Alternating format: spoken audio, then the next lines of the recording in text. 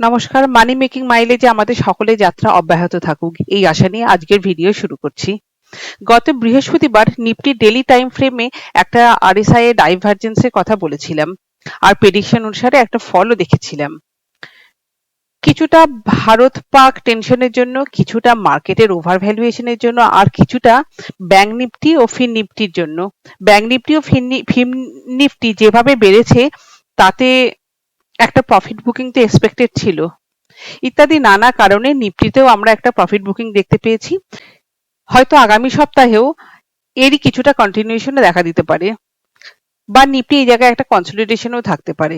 অন্তত আরএসআই এর daily chart তো তাই বলছে। তাহলে নিফটি 24,150, 24,240, 24,320 ইত্যাদি লেভেলে রেজিস্ট্যান্স নিতে পারে। আর নিচের দিকে নিফটি 23,850 থেকে 800 লেভেলটা একটা ক্রুশিয়াল সাপোর্ট জোন। এইটাকে যদি বাই চান্স নিফটি ভেঙে যায় তাহলে নিফটি 23,500, 23,300 ইত্যাদি লেভেলেও যেতে পারে। যদিও গ্লোবাল মার্কেট বেশ পজিটিভ, কিন্তু আভ্যন্তরীণ স্থিতিশীলতার অভাব আমাদের মার্কেট সেন্টিমেন্টে রিফ্লেক্ট হতে পারে। গতদিনের আমাদের প্রথম স্টক ছিল উইপ্রো।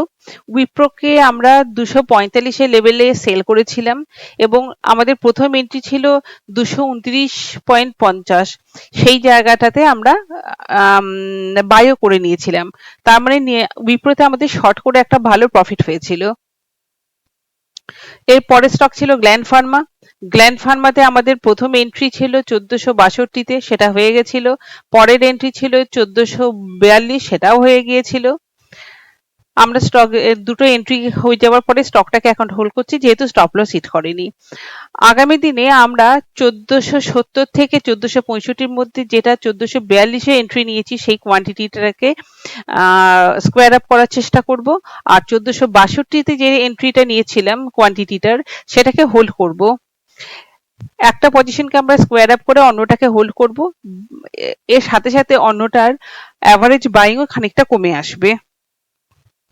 দেখা যাক কি করতে পারি। আর লাস্ট স্টক ছিল আমাদের এশিয়ান পেন্টস। এশিয়ান পেন্টস এর আমাদের প্রথম এন্ট্রি ছিল 2460, এন্ট্রিটা হয়ে গেছিল। দ্বিতীয় এন্ট্রি ছিল 2450, আমাদের স্টপ লস ছিল, ইন্ট্রাডে স্টপ লস ছিল 2440, ইন্ট্রাডে স্টপ লসও হিট করেছে। আমরা স্টকটাতে এখন আর কোনো পজিশনে নেই। এবারে আসছি আমরা আগামী দিন কি কি কাজ করব সেটা নিয়ে আলোচনা করতে। আমরা আগামীকাল আবার উইপ্রোতে কাজ করব। আমাদের হোল্ডিংটাকে গত শুক্রবার 239.50-তে এন্ট্রি নিয়েছিলাম, সেটাকে 243 থেকে 245 এর মধ্যে সেল করব।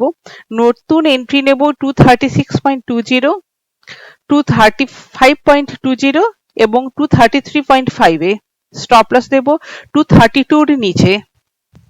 এন্ট্রি হয়ে গেলে দিনের দিন প্রফিট বুক করতে চাইলে 236.20-তে যেটা আমরা এন্ট্রি নিচ্ছি, সেটা 238 থেকে 240 এর মধ্যে প্রফিট বুক করতে পারি। আবার 235.20-তে যেটাকে এন্ট্রি নিচ্ছি, সেটা 235 থেকে 238 এর মধ্যে প্রফিট বুক করতে পারি।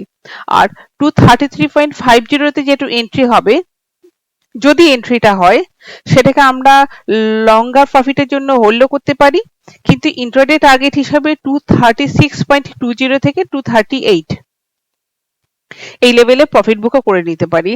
একই স্টক বিভিন্ন লেভেলে বারবার বাই ও সেল করলে নতুন করে কোনো ক্যাপিটাল ইনভেস্ট করতে হয় না, কিন্তু একটা ডিসেন্ট প্রফিট জেনারেট হয়। আমাদের সেকেন্ড বা লাস্ট স্টক হচ্ছে এমটার টেক। এই স্টকটাকে আমরা 1390 ও 1355 এই দুটো লেভেলে এন্ট্রি নেব। ইন্ট্রাডেতে 20 পয়েন্ট উপরে পেলে প্রফিট বুক করে নেব। আর হোল্ডিং এ রাখতে চাইলে 1250 পর্যন্ত অল্প অল্প করে এন্ট্রি নেব। স্টপ লস হবে 1220। খুব শর্ট টার্মেই স্টকটা আবার 1400-র উপরে ট্রেড করতে শুরু করতে পারে।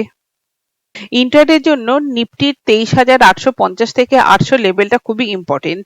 এটা ব্রেক করলে ইন্ট্রাডের জন্য বায়ে যাবেন না, দিনের দিন রিকভারি নাও হতে পারে, কিন্তু পজিশনাল ট্রেডের জন্য নতুন অপরচুনিটি।